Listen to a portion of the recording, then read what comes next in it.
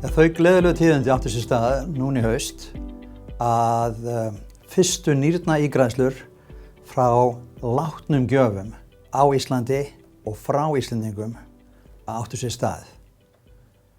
Íslendingar hafa gefið úr sér nýru og önnur líffæri og Íslendingar hafa verið mjög gjafmildir. Þessi líffæri hafa farið og verið tekin af Svíum og farið til Svíþjóðar og við höfum raunar fengið í gegnum Svíþjóð og Scandia-transplant eitthvað þessum líffærum tilbaka en við höfum gefið miklu meira heldur en við höfum nokkuð tíma þurft á að halda.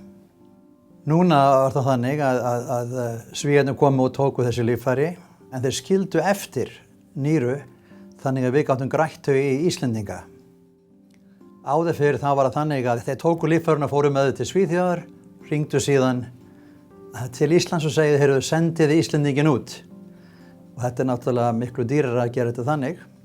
Frá 2003, desember 2003, fyrir akkurat 16 árum, að þá hófum við að gera lifandi gjafaígræðslur hér á Landspítalanum og höfum síðan gert 115 slíkar aðgerðir. Ígræðslur úr látnum gjöfum eru raunar einfaldari aðgerðir heldur en ígræðslur úr lifandi gjöfum því að þá sé alltaf svona spenna og maður vill gera sitt allra besta. Þá maður að vanda sig alveg sérstaklega vel þegar að taka líffæri úr lifandi fólki sem að raunar þarf ekki að fara í aðgerð. Það bara að gefa úr sér fyrir einhvern annan. Þannig það alltaf alltaf stress og það stærra teymi því að við erum bæði að taka líffærið úr einum einstaklingi og setja það í annan.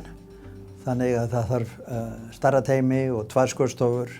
Þetta eru flókin verkefni og þetta snertir nær allar deildir sjúkrahússins.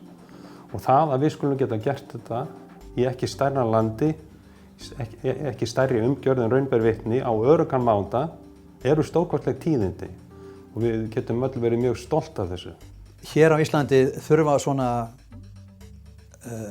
15-20 manns að fá nýrnaígræðslu á ári og þetta vaxandi miðað við að hafa sjúklinga á skilunameðferð árum saman.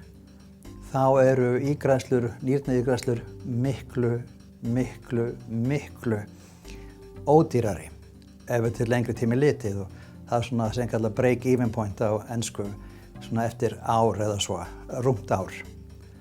Og svo má líka líta hitt að sjúklingar sem eru ígræddir, þeim heilsast miklu betur heldur en þeim sem eru á skilunameðferð og flesti sjúklingar sem fá nýrnaígræði þeir fara aftur að vinna og borga skatta og eru virkið þegnar meðan mikil minnihluti af þeim sem eru á skilunameðferð geta farið aftur að vinna og flestir eru ekki að vinna. Að vissu leyti er það magnað að í þessu litla landi sé svona fjölbreyttur magnaður hópur sem getur framkvæmt þessar flóknu aðgerðir sem verið að gera hérna.